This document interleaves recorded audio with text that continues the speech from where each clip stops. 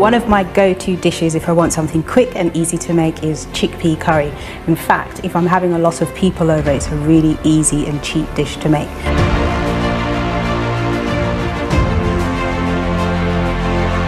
Lentil and sweet potato bake. Ooh, that sounds really good. So garlic, and that will be layered with the sweet potato, and on the side is plantain. Okay. Not to be confused with banana. No. Okay. No. So, fresh fruits and vegetable, whole food, as opposed to processed food as well. So I'm not saying processed food, you can't have any of it, but it's monitoring how much of it you have. What I've done with this recipe is you boil the plantain, true Blue Peter style. Here is one I prepared earlier.